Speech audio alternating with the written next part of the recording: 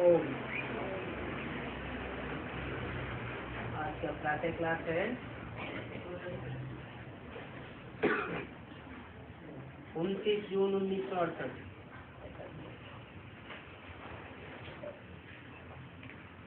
बच्चे जन्म जन्मांतर और सत्संगों में गए हैं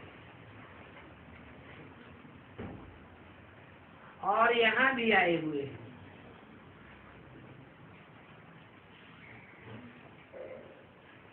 वास्तव में इसको ही सत्संग कहा जाता है।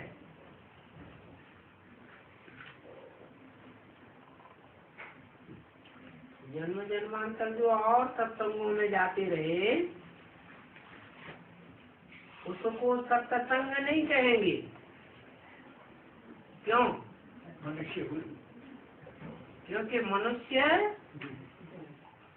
सत्य नहीं हो सकता 100%। मनुष्य गुरुओं ने जो भी सुनाया सत्य के बारे में, आत्मा के बारे में, परमपिता परमात्मा के बारे में, वो सब झूठ ही झूठ सुनाया। और झूठ का रिजल्ट ये हुआ कि सारी दुनिया आज झूठ खंड बन गई।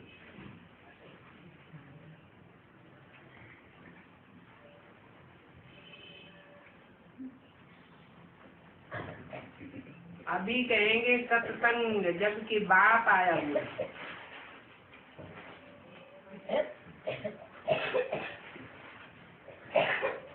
और उसका रिजल्ट क्या होता है सत्संग का?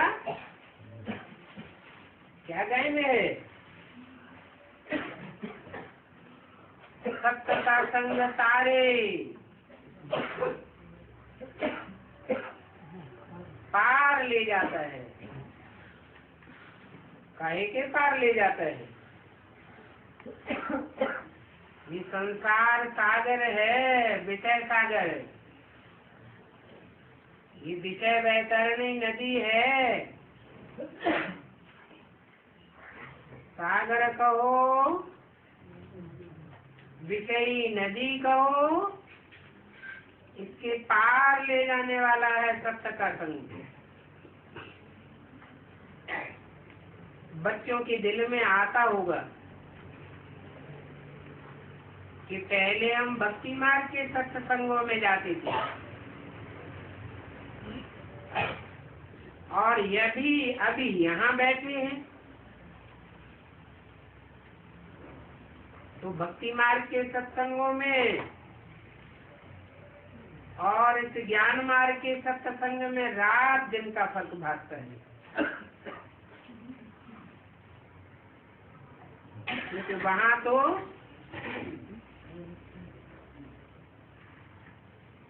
भगवान का डायरेक्ट प्यार नहीं मिलता था।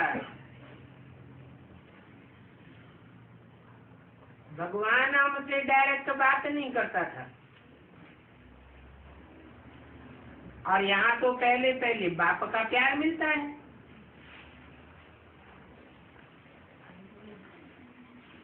फिर बाप को बच्चों का प्यार भी मिलता है। अभी इस जन्म में तुम्हारी चेंज हो रही है। तुम समझ गए हो कि हम आत्मा है न कि शरीर। और जन्मों में तो अपन को शरीर ही समझते रहे, देह समझते रहे और देहधारी गुरुओं के संग में जाते रहे।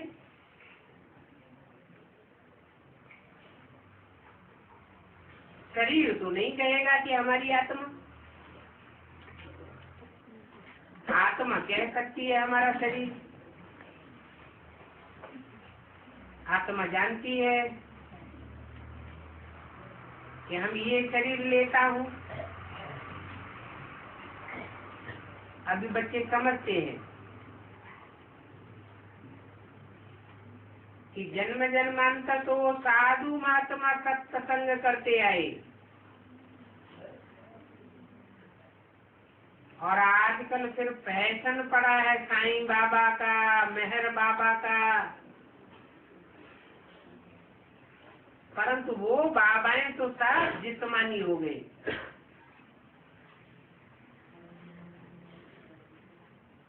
क्योंकि जिस्म की ही याद दिलाते हैं। आत्मा का तो कोई को पता ही नहीं है।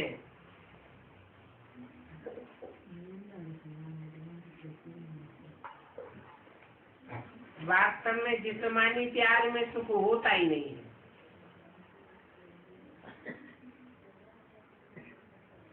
इसमें है बाहर की चीज और आत्मा है अंदर की चीज। कहते हैं ना, दिल का प्यार चाहिए, दिल अर्थात मन बुद्धि। तो रात दिन का फर्क है। तुम बच्चों का तो रूहानी प्यार है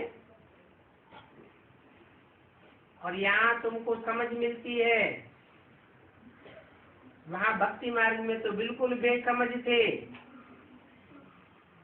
अभी तुम समझते हो कि हमको बाबा आकर के पढ़ाते हैं।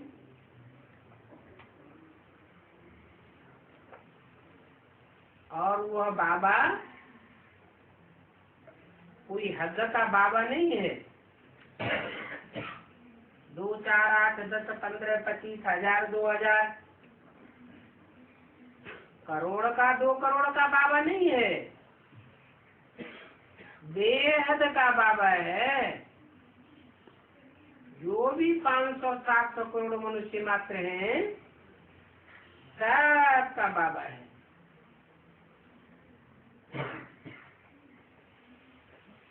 ये भी जानते हो कि मेल फीमेल सभी अपन को आत्मा समझते हैं। बाबा बुलाते भी हैं, हे बच्चों।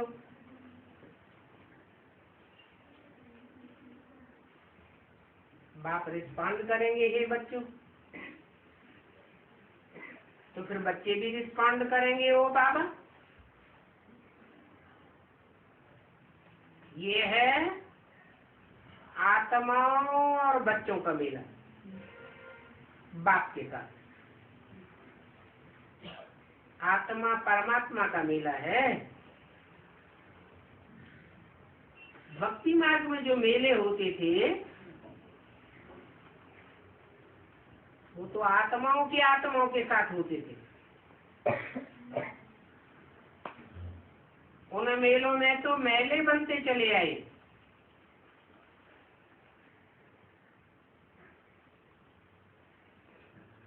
तो बच्चे ये जानते हैं, बाप और बच्चों का आत्मा परमात्मा का मेला ये कई बार होता है।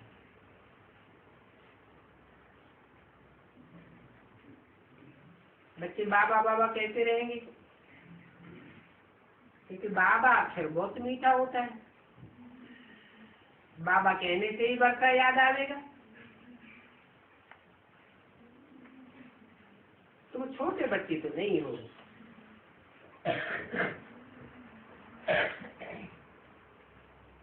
बाप की नजर बच्चों पर झट पड़ती है।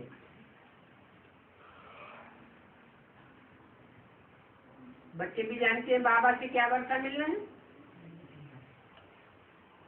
जो छोटे बच्चे हैं वो तो समझ नहीं सकते। या तो तुम जानते हो बाबा के पास आए हैं, बाप कहेंगे बच्चों, तो इसमें सभी बच्चे आ गए। बाप समझाते हैं, जो भी आत्माएं हैं वो सभी बाप के घर से यहाँ आती हैं पाठ बजाने के लिए।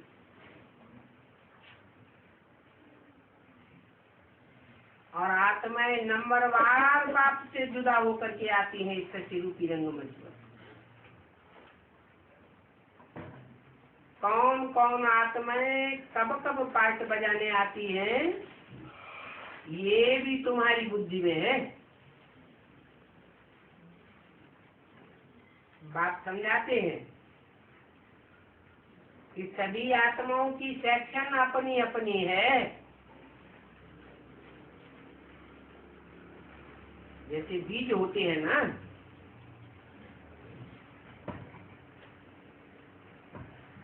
गेहूं का बीज गेहूं के साथ रखा जाता है, चने का बीज चने के साथ रखा जाता है। तो तुम आत्माओं की भी अपनी अपनी सेक्शन है।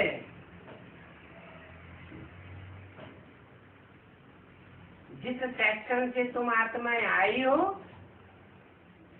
पिछाड़ी में जब विनाश होगा तो उसी सेक्शन में वापस जाएंगे।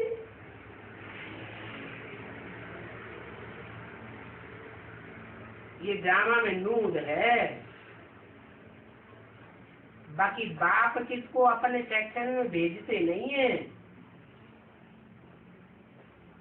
ऑटोमेटिक ये आने जाने का ड्रामा बना हुआ है। हर एक अपने अपने धर्म में आते रहते हैं।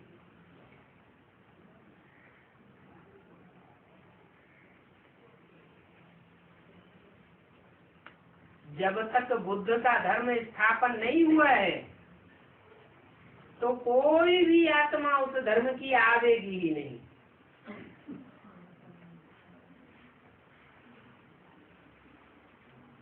जब महात्मा बुद्ध आवेंगे तो उनके पीछे पीछे बौद्ध धर्म की आत्माएं भी आवेंगी।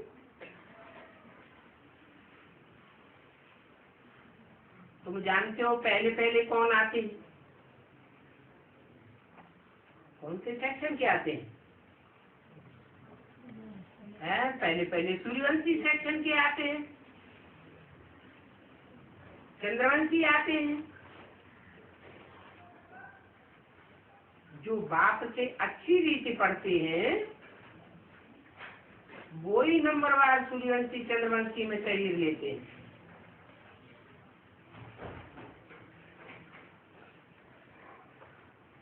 और सूर्यवंशी चंद्रवंशी में भी नंबरवार है ना। अभी जो इस समय है वो है सूर्यवंशी।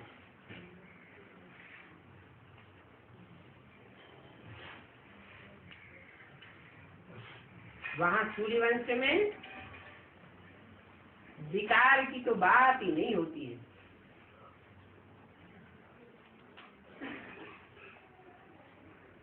भोग बल से आत्मा जन्म नहीं लेती है। कैसे लेती है? योग बल से आत्मा आकर के गर्भ में प्रवेश करती है। उस समय समझेंगे भी कि मेरी आत्मा इस शरीर में जाकर प्रवेश करती है।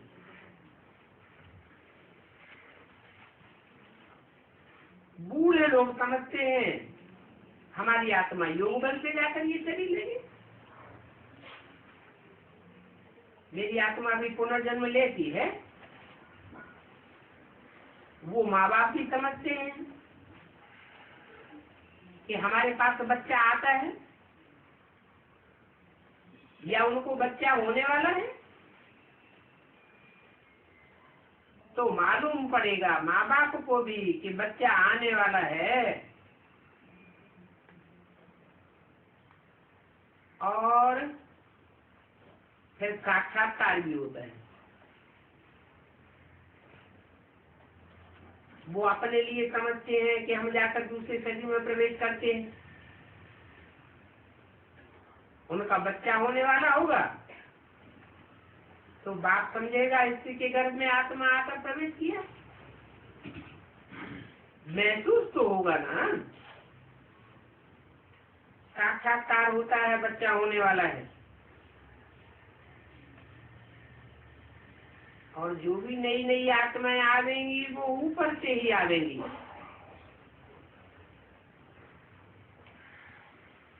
पहले पहले तो जरूर ऊपर से आवेंगी, नए नए आते रहते हैं।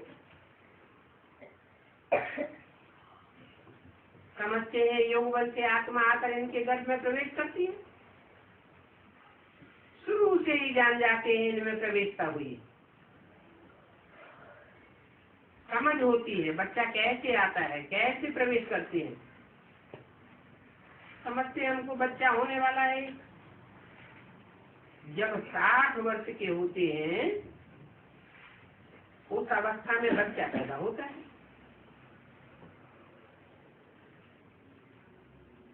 तो ये भी उनको विचार उठते हैं, जरूर ये वहां का कायदा होगा कि बच्चा किस आयु में आवेगा। वहां तो सभी रेगुलर चलता है।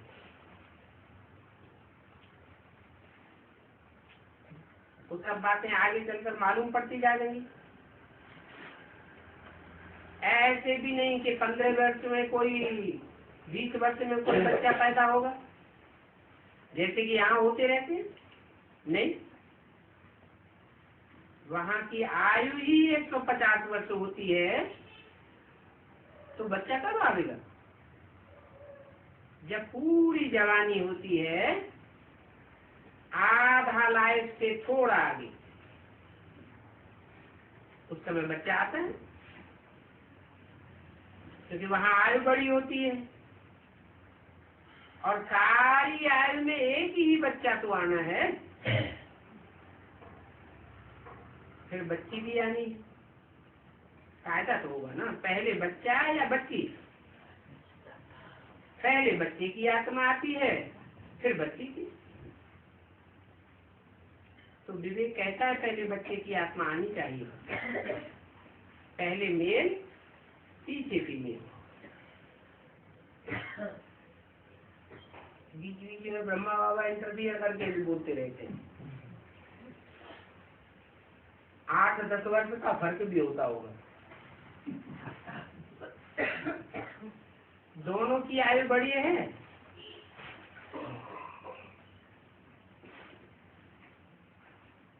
तो जन्म में आने में फर्क भी जरूर रहेगा। 8-10 वर्ष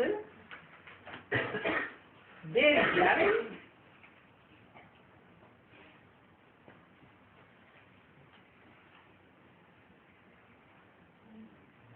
फिर अभी बताओ किसने बोला आगे चल के तुम बच्चों को साथ साक्षात्कार होना है।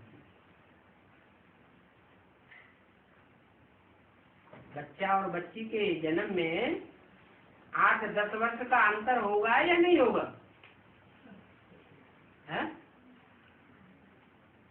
नहीं होगा, तभी तो बोला आगे चल करके तुम बच्चों को सब साक्षात्कार होना है।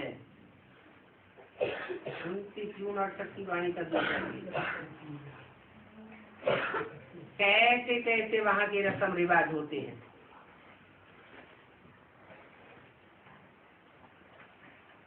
ये सभी बातें नई दुनिया के लिए बाप बैठ समझाते हैं।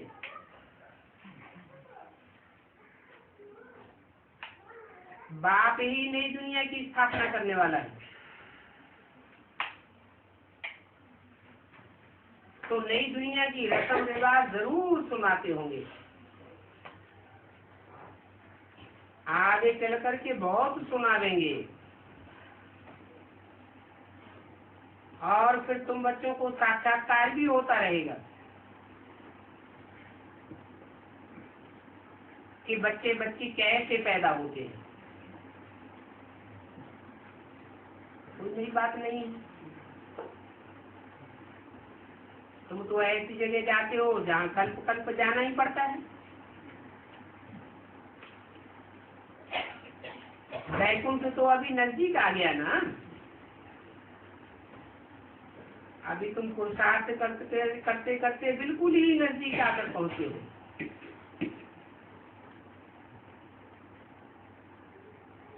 आगे चलकर हर एक चीज तुमको नजदीक ही देखने में आएगी। जितना जितना तुम योग में मजबूत होते जाएंगे,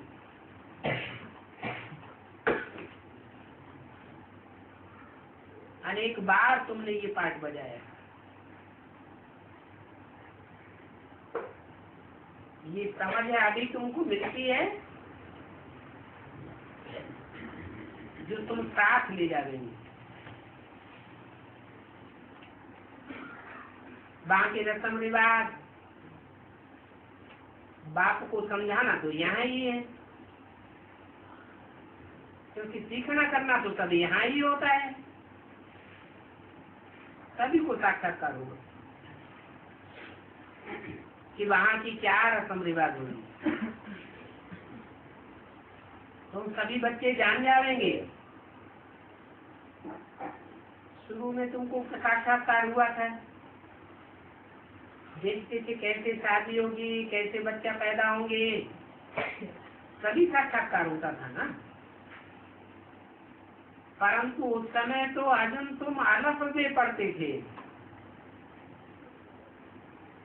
फिर लास्ट नंबर में भी तुमको साक्षात्कार होना चाहिए।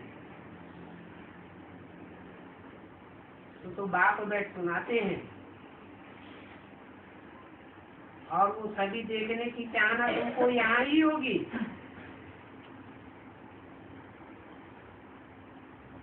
समझेंगे, सोचेंगे कि कहाँ जल्दी शरीर हमारा न छूट जाए, ताकि सभी कुछ देख करके जावे। इसमें आयु बढ़ाने के लिए चाहिए योग बल।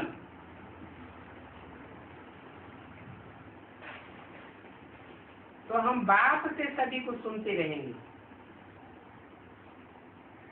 और अंत तक सभी कुछ देखेंगे।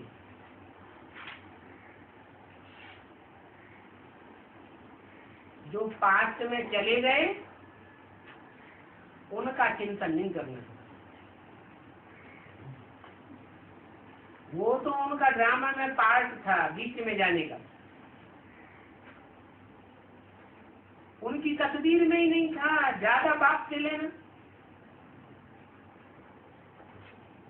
क्योंकि जितना जितना तुम सरसेल बनते हो तो तुम बच्चे बाप को बहुत प्यारे लगते हो। जितना बाप को याद करते हो वह तुम्हारी याद जमती रहेगी, फिर तुमको बहुत मजा आएगा। अभी तुम हो ईश्वर के संतान, बाप कहते भी हैं तुम आत्मा हमारे पास थे ना। भक्ति मार्ग में तो मुक्ति के लिए बहुत परिश्रम करते हैं, फिर भी बेचारे जीवन मुक्ति को तो जानते ही नहीं है। उन्होंने सन्यासी गुरु आदि लोगों को तो ये ईश्वरीय ज्ञान ही नहीं है। ये ज्ञान तो बहुत लवली, जानते हो कि बाप हमारा बाप भी है, टीचर भी है, सदगुरु भी है। वो हमारा सच्चा सच्चा सुप्रीम बाबा है जो हमको 21 जन्म के लिए सुखधाम ले जाते हैं।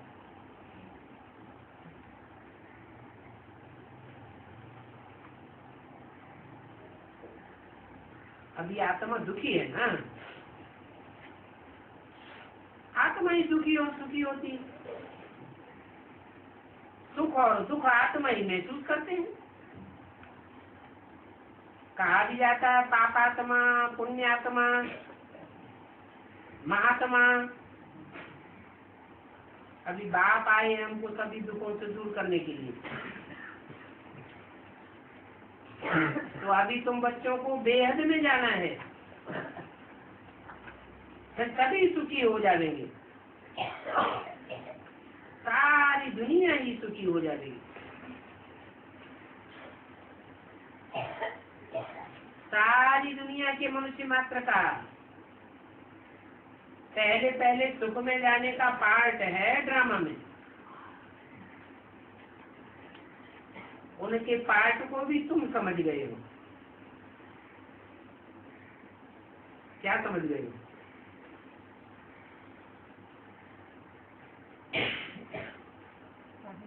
कि और आत्माएं तो एक जन्म के लिए जीवन मुक्ति भोगती है और तुम तो 21 जन्मों के लिए जीवन मुक्ति भोगते हो। तो तुम कितना खुशी में रहना चाहिए। बाप आया हुआ है, हमको स्वर्ग में ले जाने के लिए आया है। तो हम सभी आत्माओं को ले जाएंगे स्वर्ग में। बाप धैर्य देते हैं। क्यों धैर्य देते हैं? क्योंकि बच्चे अभी दुखों में हैं। ये लास्ट जन्म अति दुखों का है। तो धैर्य देते हैं, मीठे मीठे बच्चों, मैं तुमको सभी दुखों से दूर करने आया हूँ। तो तो ऐसे बाप पर कितना प्यार होना चाहिए। तुम ये भी जानते हो कि सभी संबंधियों ने हमको दुख दिया है।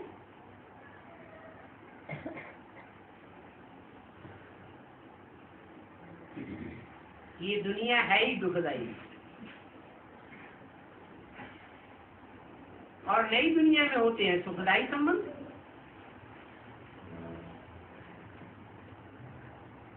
कहाँ पुरानी दुनिया, कहाँ नई दुनिया। गरुड़ पुराण में दिखाते हैं भिक्षु किन्नर बनते हैं,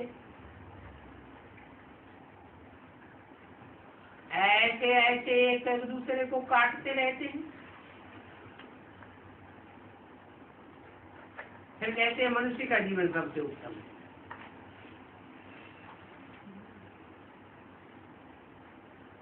कहते हैं 84 लाख योनियों में मनुष्य आत्मा जाती है। अब देखो शास्त्रों में कितना गपोड़ा लगाई दिए।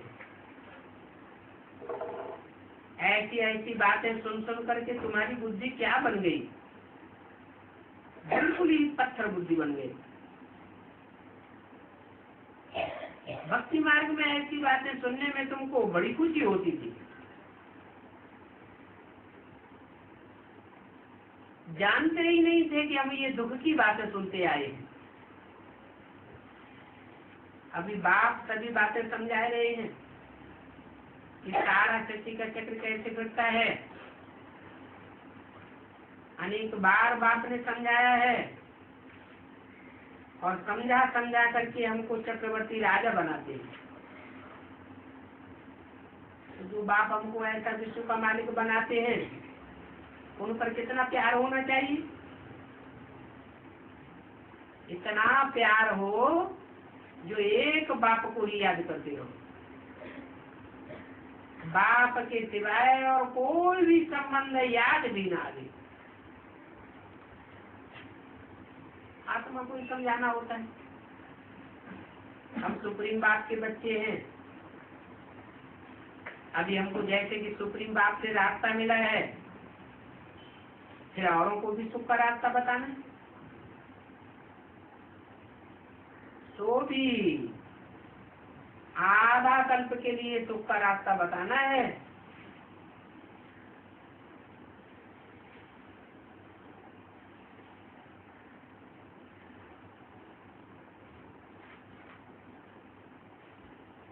बाप तुम पर भी कुर्बान जाते हैं, क्योंकि तुम बाप का संदेश दे करके सभी को दुख दूर करते हो। तो समझते हैं इन्हों को ये नॉलेज सुप्रीम बाप से मिलती है। ये बच्चे फिर हमको पैगाम देते हैं, हम फिर औरों को देते हैं। पैगाम पहुंचाते, बाप का परिचय देते, सभी बच्चों को जगाते रहते कि उठो अज्ञान नहीं देते। भक्ति को अज्ञान कहा जाता है। जानते हो भक्ति और चीज है और ज्ञान और चीज है। ज्ञान माना ही जानकारी, भक्ति माना ही भक्ति। ज्ञान सागर से एक ही बात है, वही ज्ञान सिखला देगा। अभी भी तुम बच्चों को सिखला देगा। तुम्हारे दिल में आता है कि बाबा हर 5-4 वर्ष बाद आकर के हमको जगाते हैं। तो ये आत्मा एक दीवा है। अभी अंतिम जन्म में इस आत्मा रूपी दीवा में थोड़ा सा घृत रह गया।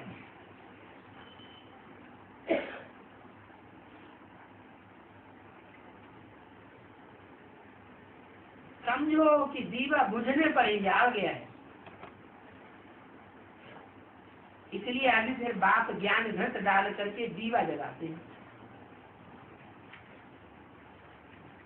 दीवा जगता है तो आत्मा रूपी ज्योति प्रज्वलित होती है।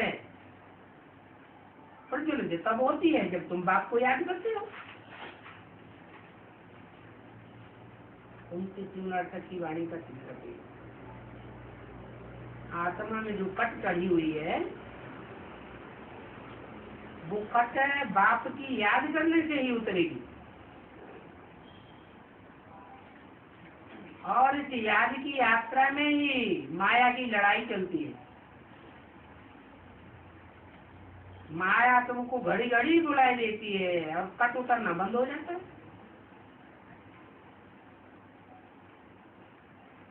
बल्कि जितना कट उतरती उससे भी जास्ती चढ़ जाती है।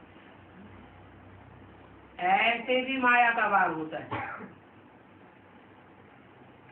तो बाप कहते हैं मुझे घड़ी घड़ी याद करो, पक्की प्रैक्टिस करो याद की, तो तुम्हारी कट उतर जाएगी। इस याद की यात्रा में बड़ी मेहनत है। माया के तूफान तो बहुत आते हैं, इतने तूफान आते हैं जो बहुत कशिश करते हैं। इसलिए बाप कहते हैं कि अब आत्मा अभिमानी बनो। देह अभिमानी बनेंगे तो माया कशिश करती रहेगी। पक्का करो हम आत्मा हैं। जानते हो कि हम बाबा के पास शरीर के सहित तो जा ही नहीं सकेंगे,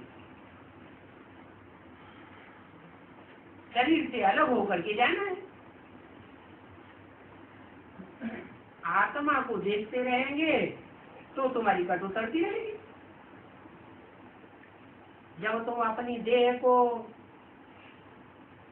के संबंधियों को देखते हो तो तुम्हारी कट चढ़ती है। अब चढ़ती है कब उतरती है, ये चलता रहता है। तो ये तुम्हारा जो रास्ता है याद का, ये बड़ा नाजुक है। कब ऊपर चढ़ते हो कब नीचे उतरते हो।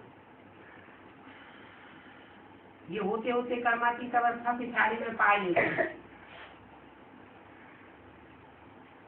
मुख्य आंखें ही हैं जो हर बात में धोखा देती है। इसलिए बाप समझाते हैं अपन को आत्मा समझो और दूसरे को भी आत्मा देखो।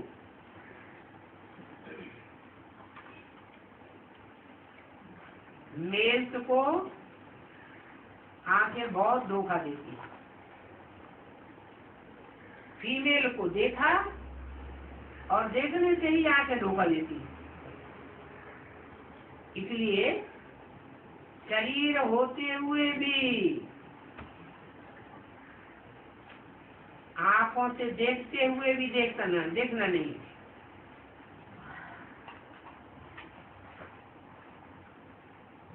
पक्का करो कि हमारी बुद्धि सुखधाम और शांति धाम में लटकी हुई है।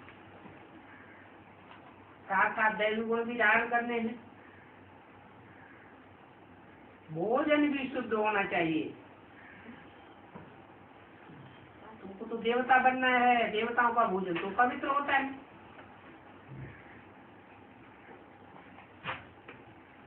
देवताएं तो विष्णु की औलाद है ना।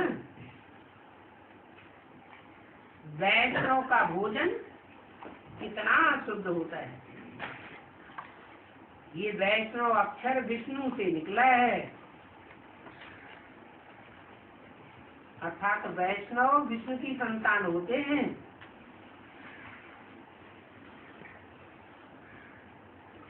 वो देवताएं सब गंदी चीज तो थोड़ी खाते होंगे।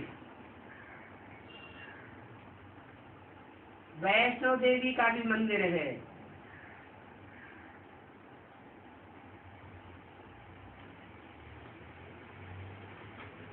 जिसको नारायण भी शायद कहते हैं। अभी लक्ष्मी नारायण तो साकार ठहरे।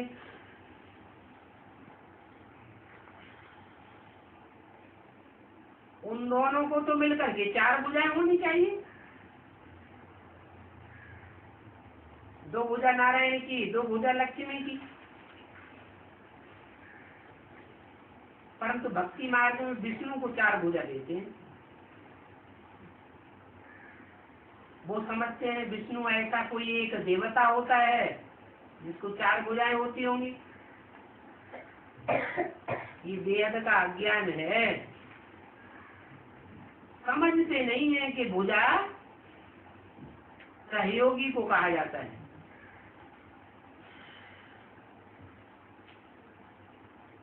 नहीं तो चार भुजा वाला कोई मनुष्य तो हो नहीं सकता। सतयुग में भी दो भुजा वाले होते हैं। तो देखो भक्ति मार्ग में मनुष्य कितने पत्थर बुद्धि हो गए हैं, समझाने से भी कुछ समझते नहीं। ब्रह्मा को भी दो भुजाएं हैं। ब्रह्मा की बेटी सरस्वती, उनको फिर मिला करके चार भुजाएं दे दी। अभी सरस्वती कोई स्त्री नहीं थी,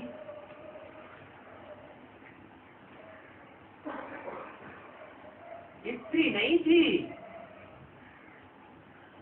तो सहयोगी किसको बना दे? ये है प्रजापिता ब्रह्मा की कहानी। जितने बच्चे अडॉप्ट करते जाते हैं उतनी ही भुजाएं बढ़ती जाती हैं।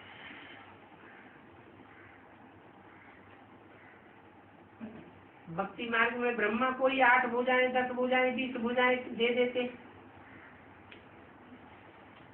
ब्रह्मा की 1000 भुजाएं भी कहते। विष्णु व शंकर की इतनी भुजाएं नहीं देंगे। ब्रह्मा की बहुत भुजाएं कहते हैं।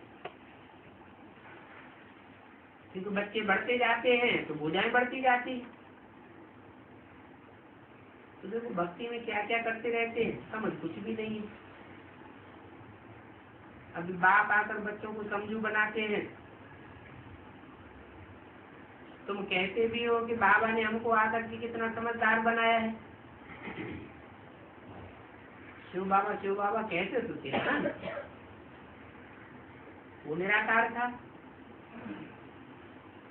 अभी भी तुम समझते हो वो निराकार है, परंतु वो तो हमारा बाबा है ना, ये भी तो समझना चाहिए। वो किसका बाप है? सभी आत्माओं का बाप है।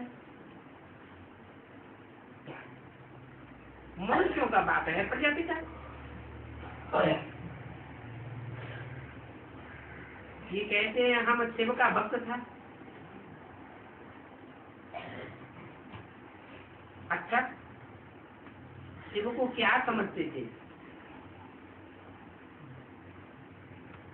अभी तो तुम समझते हो कि शिव बाबा सभी आत्माओं का बाप है, इसलिए सभी उनकी पूजा करते हैं। पहले तुम भी शिव की पूजा करते थे, फिर आस्ते आस्ते कोई किसकी पूजा करते वृद्धि को पाते जाते। ये सभी बातें बाप बैठ समझाते हैं। पहले अब विचारी भक्ति होती है तो एक शिव की पूजा करते हैं, फिर अनेकों की पूजा करने लग पड़ते हैं। तो अभी मुख्य बात बाप कहते हैं, अभी फिर से आप बेविचारी बनो, मान एकम याद करो। तो उन्हें बुलाया दिए, हे पतित पावन आकर के हमको पावन बनाओ। सभी पुकारते रहते, पतित पावन सीताराम, ये भी गाते रहते थे। इस बाबा को थोड़ी मालूम था कि ऐसे ही प्रवेश करेंगे।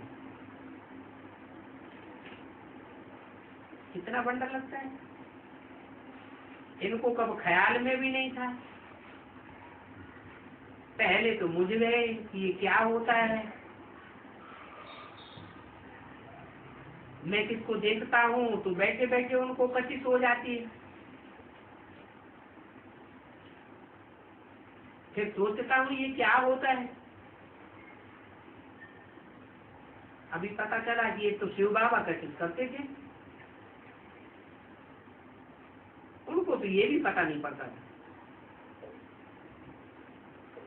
सामने बैठो तो ध्यान में चले जाते।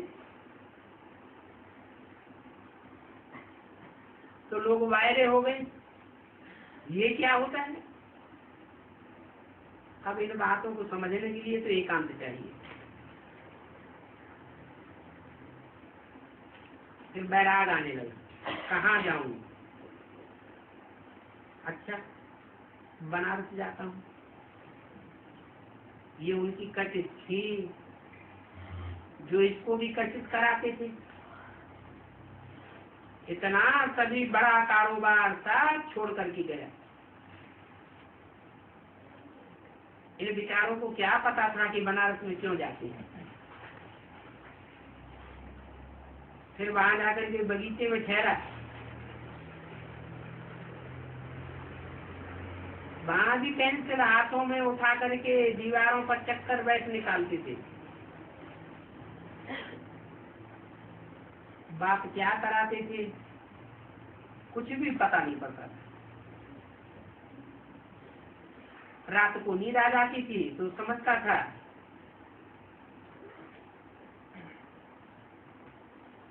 ऐसे फील होता था कि कहीं उड़ गया हूँ।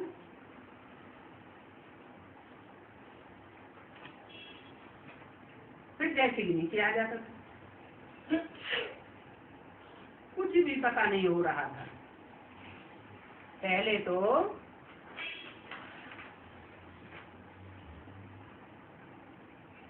अलग के ज्ञान बुद्धि में बैठे तो सारी बातें धीरे धीरे बुद्धि में बैठे। उनकी जो 68 की वाणी का चौथा थी। हाँ, पहले शास्त्रों का ज्ञान तो था, अहम ब्रह्मास्मि, माया के भी हम मालिक हैं, ऐसे भी समझाते थे। सब कहते हैं तुम्हारा पहला ज्ञान बिल्कुल ही डिफरेंट था।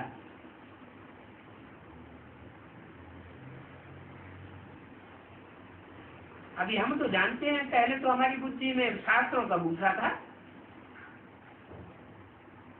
वो भूसा कोई जल्दी थोड़ा ही निकलता है। इनका भी शास्त्रों का भूसा देरी से निकला। शुरू में कितने साक्षात्कार होते थे। बच्चियां बैठे बैठे चली जाती थी ध्यान में।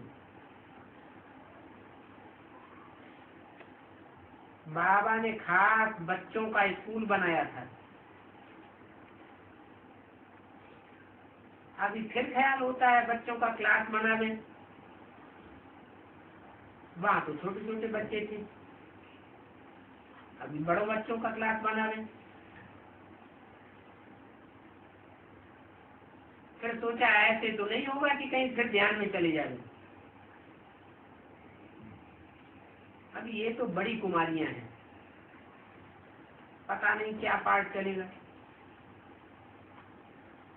उस समय तुम्हारा भी नामाचार हो जाएगा। शुरू में तुमने बहुत खेल पाल देखे, कहेंगे जो हमने देखा है तो तुमने नहीं देखा। अभी भी बात कहते हैं जिन्होंने देखा था वो तो चले गए। अभी फिर जो तुम देखेंगे वो फिर युवा नहीं देखेंगे। तो पिछाड़ी में बहुत ही साक्षात्कार करा देंगे। तुम फील करेंगे हम नजदीक होते जाएंगे। और ये भी अनुभव करेंगे मेरा मौत मलू का शिकार। मलूक शिकारी को कहा जाता है और मेरवा जानवर को कहा जाता है।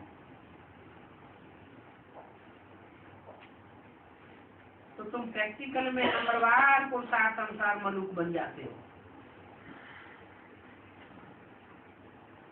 जो फिर साक्षात्कार करते हो तो पिछाड़ी में कैसी अवस्था रहती है? बिल्कुल निश्चय बुद्धि। बल कुछ भी हो जाए जरा भी घबराएंगे नहीं। ऐसी तुम बच्चों की अवस्था आने वाली है।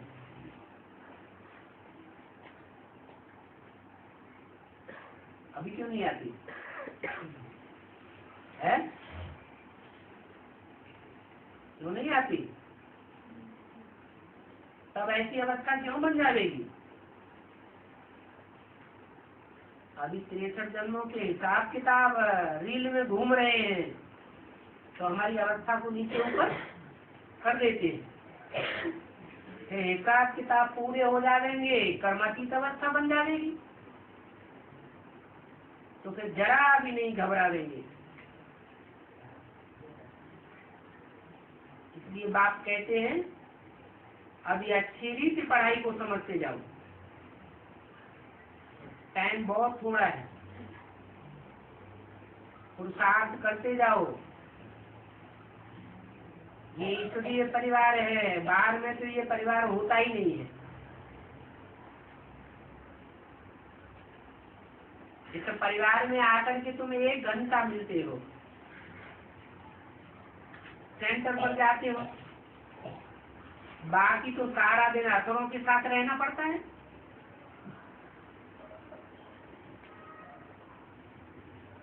वो तो जंगली जानवर हैं दुनिया में, जंगली बंदर हैं, तुम्हारी भूलें ही देखते रहेंगे। शास्त्रों में भी क्या क्या बातें लिख दी।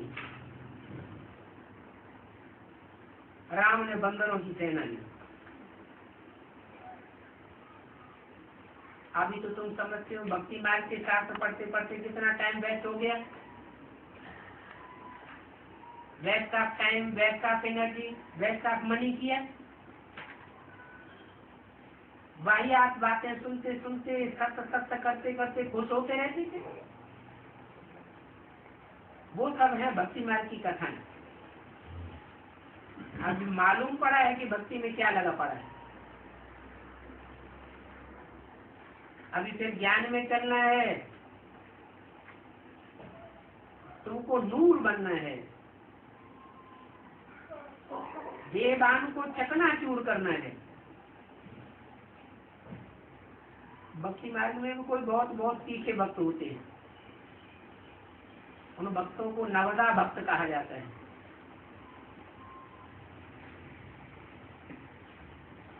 यहाँ फिर है नवधा योग, जिससे पाप कटते हैं।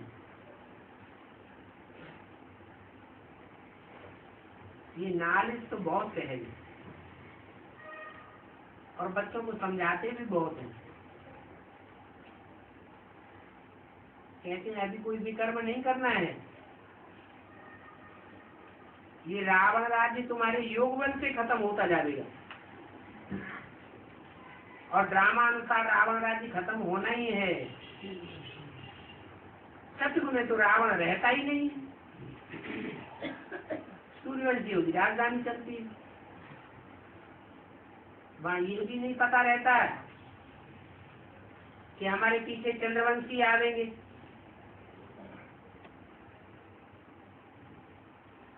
फिर उसके बाद इस्लाम वंशी आवेंगे, फिर कौन कौन आवेंगे ये कुछ भी पता नहीं रहता। यहाँ तो दुख की दुनिया है, पास्ट का दुख भी याद आता रहता है, आगे के लिए भी दुख की चिंता रहती है।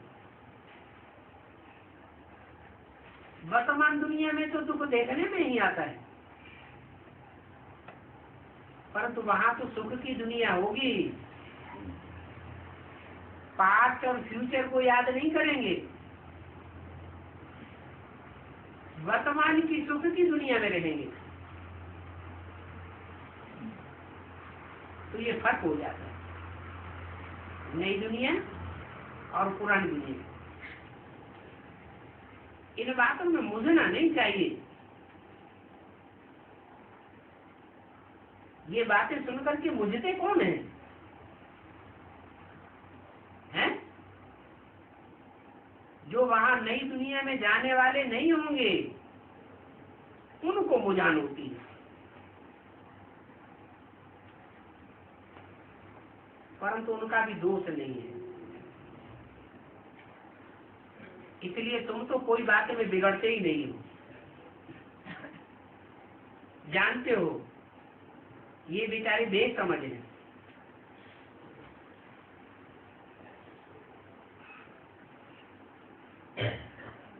ये प्राइम मिनिस्टर कितना बड़ा है।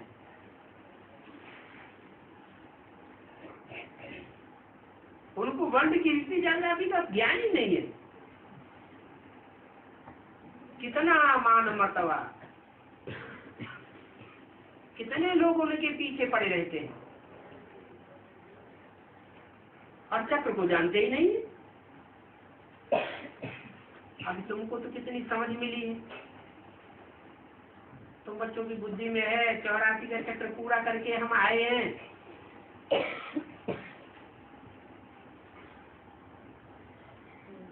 अगर चक्कर लगाया है कम तो याद भी कम रहेगी, अगर पूरा चक्कर लगाया है तो याद भी ज्यादा रहेगी।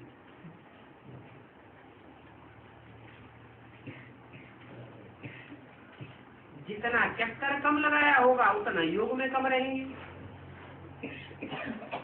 क्योंकि पीछे आए हैं ना।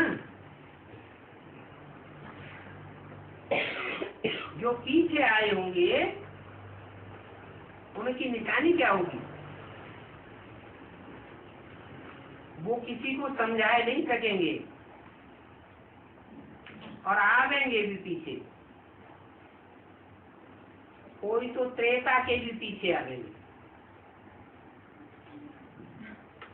तुम बच्चों को वेद के बाप द्वारा वेद की समझ मिलती है, नक्शल में बीज और झाड़ को तुम समझ गए। झाड़ का सार तुम्हारी बुद्धि में रहता है। तो सुदर्शन चक्र बुद्धि में फिरता रहता है। इस चक्र से तुम्हारे पाप कटते रहते हैं। तुम सुदर्शन चक्र फिराते रहेंगे और पाप कटते जाएंगे। उन्होंने फिर सुदर्शन चक्र दिखाया है, कृष्ण को दिखाते हैं, सबका गला काटते रहते हैं। अब ऐसी तो कोई बात है नहीं। गला काटना अर्थात देह अभिमान को अलग करना। देह अलग हो जाती है, आत्मा अलग हो जाती है। कृष्ण की आत्मा बहुत जन्मों के अंत में सुदर्शन चक्रधारी बन रही है ताकि पाप कट जावे। उनको ज्ञान भी है, सुदर्शन चक्र भी फिराते हैं। तुम जानते हो शिव बाबा तो चक्कर नहीं फिराते।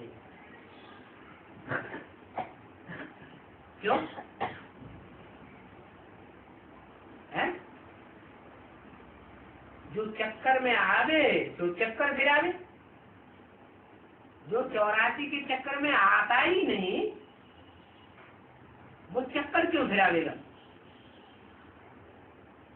जो कम चक्कर में आवेगा वो कम चक्कर फिरावेगा।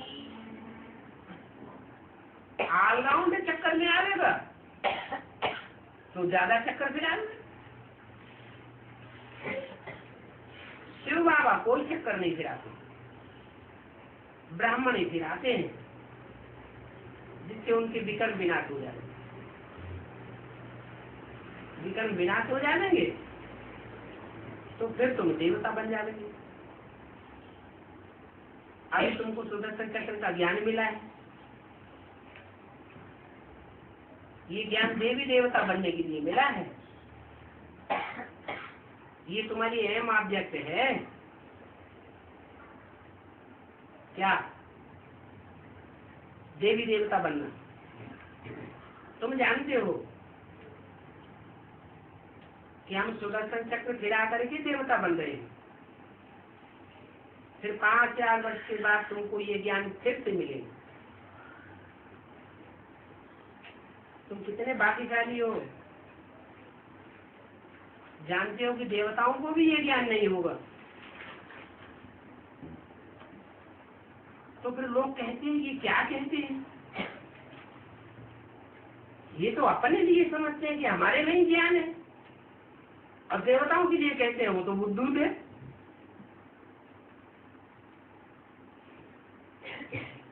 वाले को वो समझते हैं, बाकी सभी के लिए कहते हैं इनमें कोई ज्ञान ही नहीं है। इसलिए कोई की भी आंख डूबती नहीं है।